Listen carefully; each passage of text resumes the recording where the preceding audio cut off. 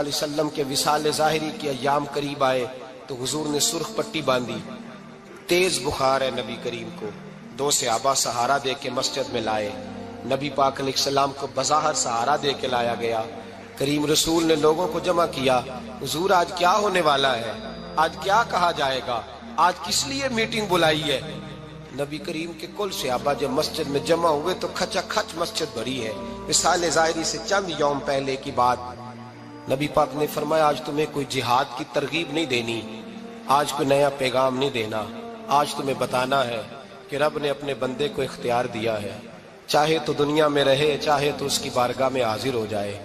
اس عبد نے بارگاہ ربوبیت کی طرف لوٹنے کا ارادہ کر لیا ہے۔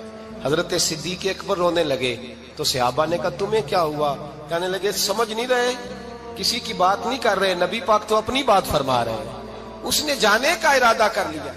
سنیے میرے بھائی، محبوب پاک نے فرمایا بھائی کسی شخص کو میری طرف سے کوئی تکلیف پہنچی ہو تو بدلہ لے سکتا ہے، بدلہ لے سکتا ہے، کسی کو تکلیف پہنچی ہو۔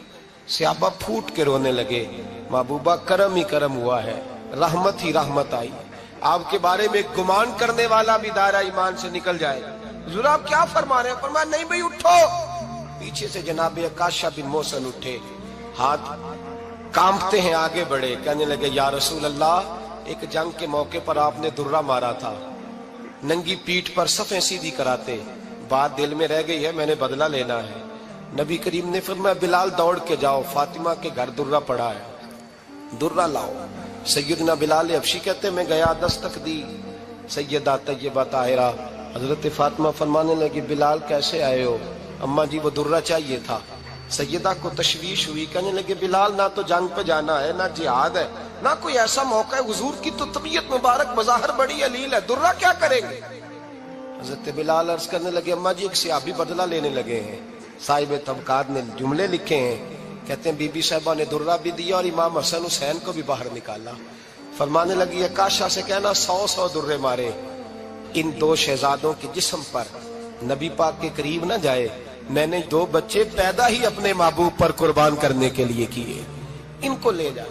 حضرت بلال کہتے ہیں میں 2 شہزادے لے کے آیا، اور جب دروازے میں میں لے کے پہنچا تو نبی پاک نے دیکھا تو آنکھوں میں آنسو آ گئے۔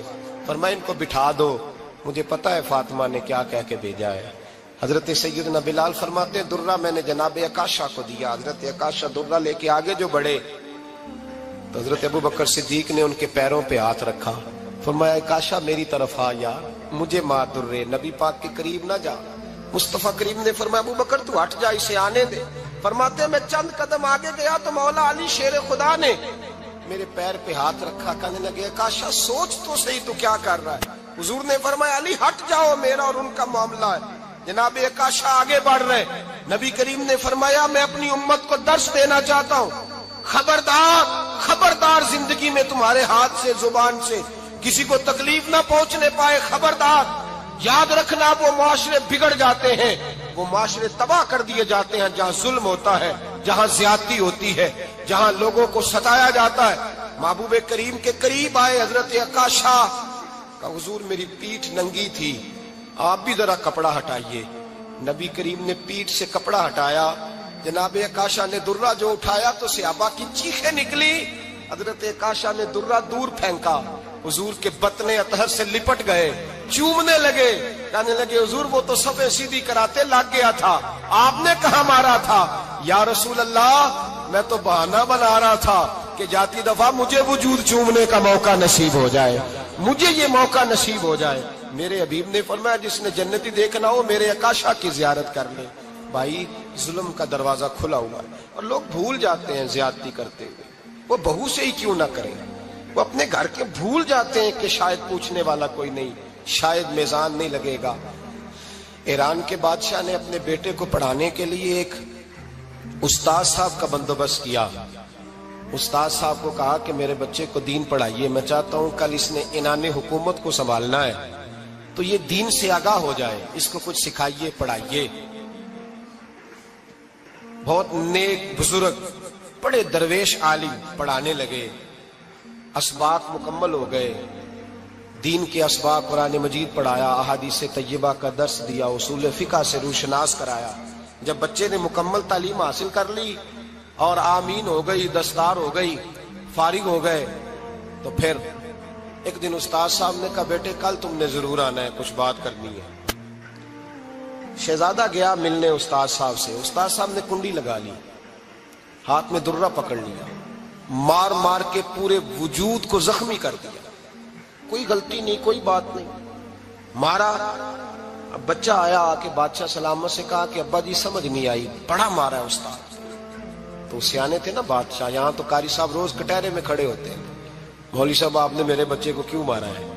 آپ 8,000 کے مولوی ہیں، میرا کئی کروڑ کا بچہ ہے، سویرے بدل لیں گے، خبردار آپ نے بچے کو ہاتھ لگایا، اپنی حیثیت میں رہے معاذ اللہ۔ جو قومیں استادوں کو کٹہروں میں کھڑا کرتی ہیں وہ ترقی نہیں کر پاتی، جو استادوں کو کٹہروں میں روز کھڑا کرتے ہیں۔ کہا ابا جی بڑا مارا ہے، تو والد بڑے سمجھدار تھے، کہنے لگے بیٹا استاد باپ ہوتا ہے، وہ زیادتی نہیں کرتا، کوئی بات ہوگی، میں تیرے استاد کو کٹہرے میں نہیں بلاؤں گا۔ اماں سے بات کی، اماں کہنے لگی بیٹا میں تیرے باپ سے کیسے بات کروں، ڈر آتا۔ وقت گزر گیا، 22 سال بیت گئے، 22 سال گزر گئے، بادشاہ کا انتقال ہوا، شہزادہ تخت پہ بیٹھا، پہلا حکم یہ دیا کہ میرے استاد کو بلاؤ، پہلا حکم۔ استاد جی بوڑھے ہو گئے تھے، چھڑی کے اوپر ٹیک لگا کے آئے اور بھویں سفید ہو کے جھک گئی تھیں، یوں آنکھ کھول کے بڑی مشکل سے دیکھا، کہنے لگے شہزادے حکم ہو۔ کب میں شہزادہ نہیں، اب میں بادشاہ بن گیا ہوں۔ استاد جی 22 سال بیت گئے، آپ نے مارا تھا، پر وہ درد چونکہ زیادتی کی تھی، میرا قصور کوئی نہیں تھا، تو نہ میری روح سے درد گیا ہے نہ میرے جسم سے گیا ہے، میں بے اختیار تھا، پوچھ نہیں سکتا تھا، آج با اختیار ہوا ہوں۔ سب سے پہلے پہلا حکم آپ کو دیا، بلایا ہے، بتائے کیوں مارا تھا، کیوں مجھے مارا تھا، میری زیادتی بتائے۔ تو استاد، بوڑھے استاد کی آنکھیں آنسوں سے بھر گئی، کہنے لگے بیٹے بس آج کے دن کے لیے مارا تھا، یہ جو دن آ گیا نا میری زندگی میں اس لیے مارا تھا، یہ میں چاہتا تھا میری زندگی میں وقت آئے، آج کے بس میری مراد پوری ہو گئی۔ کہا صاحب کس لیے، مجھے بھی سمجھائے۔ آپ فرمانے لگے کتنی دیر ہو گئی تجھے مار کھائے ہوئے، کتنا زمانہ بیت گیا؟ کہنے لگا 22 سال۔ فرمایا زخم بھولے تو نہیں، درد ختم تو نہیں ہوئی، تمہیں بات 1 منٹ کے لیے بھی تمہارے حافظے سے محو تو نہیں ہوئی؟ کہا استاد جی روز رات کو یاد آتی، روز خیال آتا تھا۔ استاد کہنے لگے بھائی تو بے اختیار تھا، پوچھ نہیں سکا، 22 سال تجھے یاد رہا، مجھے پتا تھا تو ایک دن حکمران بنے گا، میں نے تجھے اس لیے مارا تھا کہ بیٹے یاد رکھنا، کسی پہ ظلم نہ کرنا، اگر تجھے 22 سال تک یاد رہا ہے تو جس پر تو ظلم کرے گا اسے بھی قیامت تک یاد رہے گا، اور یہ یاد رکھنا تو آج با اختیار ہوا تو تو نے مجھے بلا لیا ہے، قیامت کے دن غریب با اختیار ہو جائیں گے، مظلوم با اختیار ہو جائیں گے، وہ با اختیار ہوں گے، للہ الواحد القہار، رب کریم کی بارگاہ کے اندر ان کا اختیار ہوگا، اکیلے اللہ کی حکمرانی ہوگی، پھر وہ بلائیں گے، بڑے بڑے کج کلاہ دنیا میں جن کی پگڑیاں اونچی تھیں وہ سر جھکائے کھڑے ہوں گے، دنیا میں جو ڈکٹیٹر بنتے تھے ان کی پشتیں لال ہوں گی، ان کو غدار لکھا جائے گا، قیامت تک نہیں بھولے گا۔ ظلم کرنا تو سوچ سمجھ کے کرنا، اتنا کرنا جتنا تم سہ سکتے ہو، اتنی زیادتی کرنا جتنی قیامت میں تم برداشت کر سکتے ہو۔ میرے نبی کریم صلی اللہ علیہ وسلم نے فرمایا ظلم سے بچو، یہ قیامت کے اندھیروں میں سے ایک اندھیرا ہوگا، زندگی میں زیادتی نہ کریں، اگر تھوڑی دیر کے لیے کوئی چیز برداشت کر جائیں گے تو وہ فائدہ دے جائے گی، کچھ دیر کے لیے اگر سہ جائیں گے تو نفع مل جائے گا، سہنے کی کوشش کریں لیکن زیادتی نہ کریں، نظر کو، سوچ کو، ذہن کو پاک رکھیں، اور میرے بھائی زندگی پوری ظلم سے بچیں، زیادتی سے بچیں۔ امیر المومنین حضرت جناب سیدنا عمر فاروق رضی اللہ تعالیٰ عنہ رات گھر میں تھے تو رونے لگے، بڑی دیر تک روتے رہے، والدہ اٹھی تو صاحبزادے سے کہنے لگی پتہ کرو تمہارے باپ کو کیا مسئلہ ہے۔ شہزادے آئے، کہنے لگے امیر المومنین والد گرامی کیا ہوا؟ تو حضرت عمر فاروق کہنے لگے بیٹا اپنی اماں کو بلاؤ۔ والدہ آ گئی، کیا بات ہے، کچھ طبیعت خراب ہے تو حکیم کا بندوبست کیا جائے۔ تو حضرت عمر کہنے لگے کچھ بھی نہیں، آج مسجد سے نکلا ہوں تو نبی پاک کے صحابہ میری تعریفیں کر رہے تھے۔ یہ حضرت فاروق اعظم کے وصال کے قریب کے دن ہے، تعریفیں تو حضرت یہ رونے کی بات ہے کہ خوش ہونے کی؟ آپ فرمانے لگے نہیں، سوچتا ہوں باہر تو میں اچھا رہا ہوں، پتہ نہیں گھر میں ہی کوئی زیادتی نہ ہو گئی ہو، پتہ نہیں تمہارے ساتھ بھی میرے معاملات ٹھیک تھے کہ نہیں۔ صحابہ تو تعریف کرتے ہیں، رو رہا ہوں تمہاری وجہ سے نہ الجھ جاؤں، بیوی ہی نہ کہے میرا حق ہی ادا نہیں کیا۔ یہ لفظ کہتے کہتے پہاڑ ہے یہ شخص، کیسر و کسرا کانپتے ہیں۔ حضرت عمر رو پڑے، بی بی سے کہنے لگے مجھے اللہ کی رضا کے لیے معاف نہیں کر دیتی؟ میرے اوپر بوجھ تھا امت کا، میں ساری رات مدینے کی گلیوں میں پھرتا تھا، دن سارا مسجد میں گزرتا تھا، میں تجھے وقت نہیں دے پایا، معاف نہیں کر دیتی؟ تو زوجہ کہنے لگی نہیں عمر، میں نے بھی زندگی میں اپنا کوئی سکھ چین نہیں دیکھا، کوئی چاؤ پورا نہیں کیا، میں کیسے معاف کر دوں؟ میں نہیں معاف کرتی۔ حضرت عمر زمین پہ بیٹھ گئے، رونے لگے، کہنے لگے چل معاف کر دے۔ کہنے لگی ایک وعدہ کرو، قیامت کے دن رب کریم کی بارگاہ میں میری سفارش کرو گے؟ اللہ کی بارگاہ میں عرض کرو گے کہ اللہ اچھی تھی، مجھے کپڑے دھو کے دیتی تھی، روٹی پکا کے دیتی تھی، میری عزت کی محافظ تھی؟ جناب عمر کہنے لگے تیرے ساتھ وعدہ ہے، رب اپنے فضل سے عمر کو جنت دے گا تو عمر تجھے جنت میں ساتھ لے کر کے جائے گا، تیرے ساتھ وعدہ ہے۔ میرے بھائی جن کے دلوں میں احساس تھا کہ ہم سے کوئی زیادتی نہ ہو جائے کسی جگہ، وہ تو یہاں تک معاملہ کرتے تھے، یہاں تک ان کا خیال رہتا تھا۔ عزیزو، ایک تو نظر میں حیا پیدا کریں، والدین کی بہت بڑی ذمہ داری ہے۔ لاکھوں بچے مرضی کی شادیاں کر رہے ہیں، ہزاروں گھر اجڑ رہے ہیں، یہ وہ والا زہر ہے جو ہر گھر میں تیزی سے پھیلتا چلا جا رہا ہے۔ پہلے ہم کہتے تھے کہ بچہ باہر نہ نکلے، اب کہتے ہیں اللہ کہیں موبائل لے کے تنہا نہ بیٹھ جائے، کہیں تنہا نہ بیٹھ جائے، کیا بنے گا اس کا اگر یہ گندگی اور یہ ایسا نشہ ہے جو اجاڑ کے رکھ دے۔ بخاری شریف میں حدیث ہے، قاضی ایاز مالکی رحمۃ اللہ علیہ نے بڑی تفصیل سے لکھی ہے، راوی حضرت انس بن مالک ہیں۔ ایک بندہ بڑی دور سے آیا نبی پاک صلی اللہ علیہ وسلم کی زیارت کے لیے، بڑی دور سے۔ عرب کے جو سردار ہوتے تھے ان کے بڑے ناز نخرے ہوتے تھے، وہ خیر آج بھی ہیں، پروٹوکول کا ماحول آج بھی، یعنی وزیر صاحب کے آگے دو چار گاڑیاں نہ ہوں تو ان کو مزہ ہی نہیں آتا، پولیس والے آگے پیچھے بھاگیں تو حالانکہ ان کو نہیں پتا کہ جو پولیس والے آگے پیچھے بھاگ رہے ہیں نا، یہ حکومت بدلی تو گرفتار کرنے بھی انہوں نے آنا ہے، لیکن وہ بڑا مزہ آتا ہے جب لوگ گاڑی کے پیچھے بھاگتے ہیں۔ کیا بات ہے جناب، بڑی بات۔ اور ہماری طبیعتوں میں پتہ نہیں کون سی، تو نبی پاک صلی اللہ علیہ وسلم کی خدمت میں وہ شخص بڑی دور سے آیا، تو عرب کے بادشاہوں کا مزاج تھا، پروٹوکول بڑا چاہتے تھے، ان کا تو یہ طریقہ تھا کہ حکمرانی کرنی ہے جیسے بھی ہو۔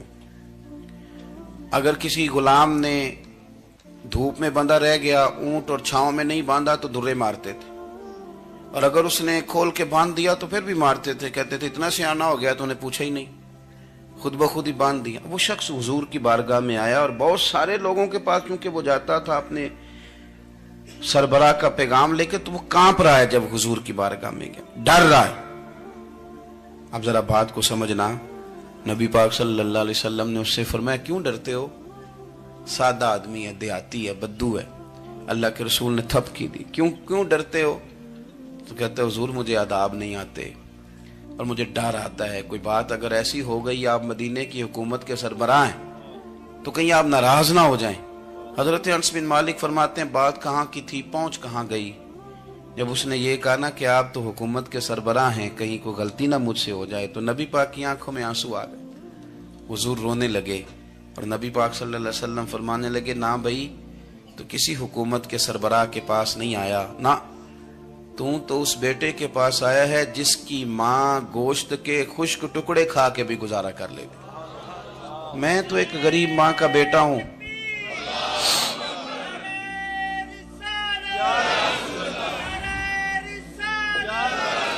بھائی اگر آپ کا یہ ذوق بن جائے، دیکھو نا آج تو لوگ بھول جاتے ہیں نا، کپڑے بدل لیتے ہیں تو وہ سمجھتے ہیں کہ شاید سارا کچھ ہی بدل گیا، یعنی گاؤں سے آ کر پڑھنے والے بھول ہی گئے ہیں کہ کس کی ماں نے کتنا زیور بیچا۔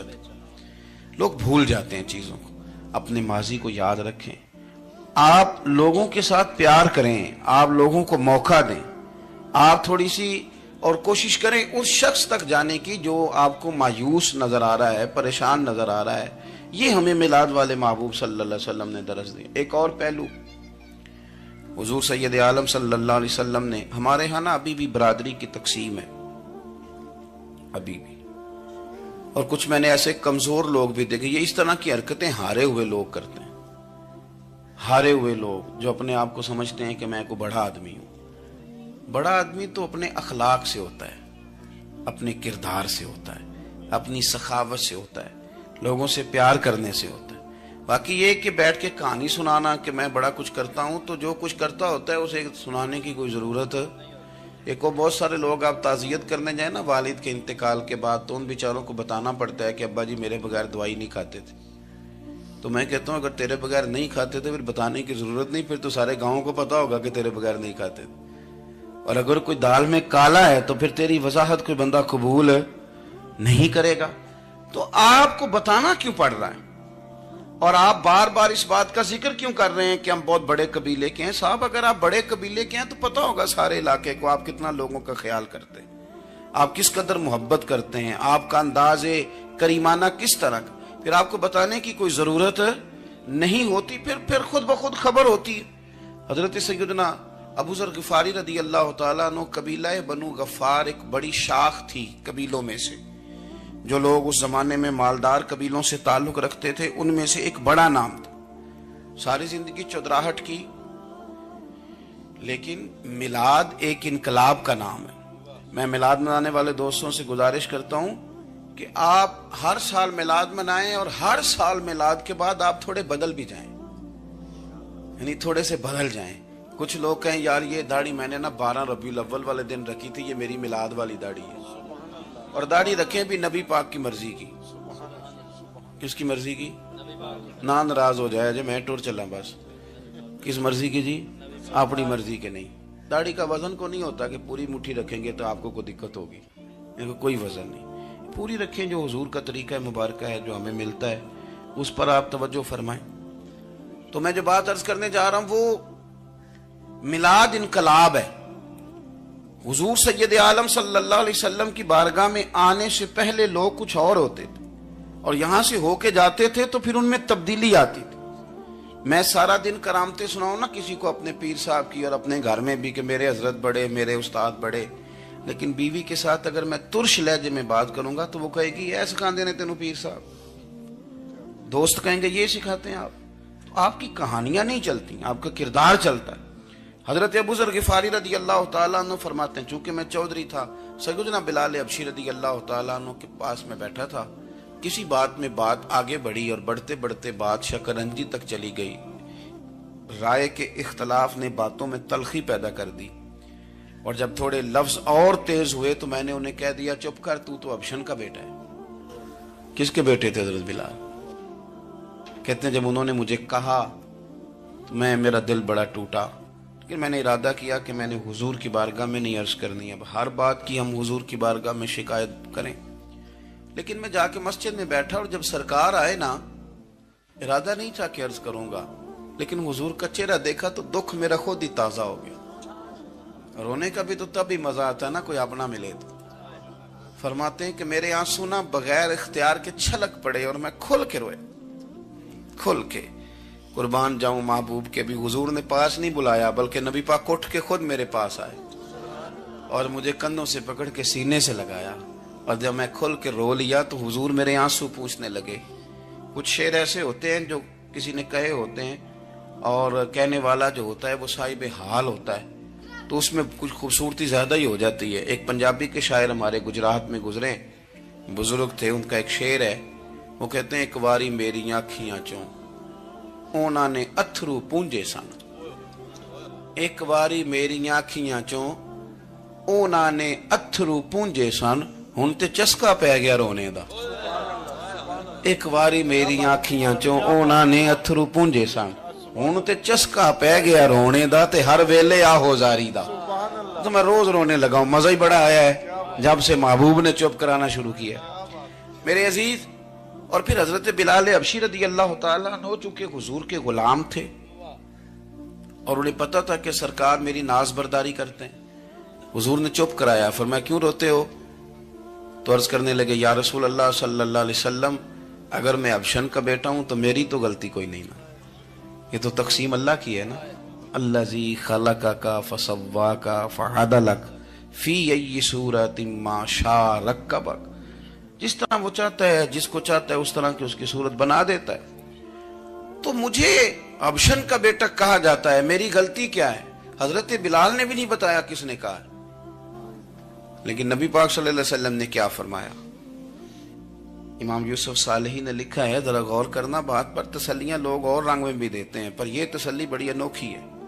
حضور فرمانے لگے، بلال اگر تو ابشن کا بیٹا تو پریشان کیوں ہوتا ہے؟ کالے رنگ والی ماں کا بیٹا ہے تو پریشان کیوں ہوتا ہے اگر تیری والدہ کا رنگ کالا ہے تو؟ عرض کی حضور آپ کیا فرمانا چاہتے ہیں؟ تو سرکار فرمانے لگے، میں دو ماؤں کا بیٹا ہوں، ایک جناب آمنہ جنہوں نے مجھے پیدا کیا اور ایک حضرت ام ایمن جنہوں نے میری پرورش کی، مجھے بڑا کیا. حضور فرمانے لگے، میری ماں آمنہ کا رنگ گورا تھا اور میری ماں ام ایمن کا رنگ کالا ہے. تو فرمایا اگر تجھے کسی نے کالے رنگ والی ماں کا بیٹا کہا تو اسے کہہ دینا مدینے والے محبوب کے بھی تو ایک والدہ کا رنگ کالا ہے، تو کہہ دینا. حضرت بلال کہتے ہیں کہ وہ اس طرح کی تسلی تھی، طفل تسلیاں نہیں جس طرح کی ہمیں دی جاتی، وہ اس طرح کی خوبصورت تسلی تھی کہ اس کے بعد میرا دل ایسا ٹھنڈا ہوا، پھر کسی کا تانا نہیں رہا، پھر کسی کی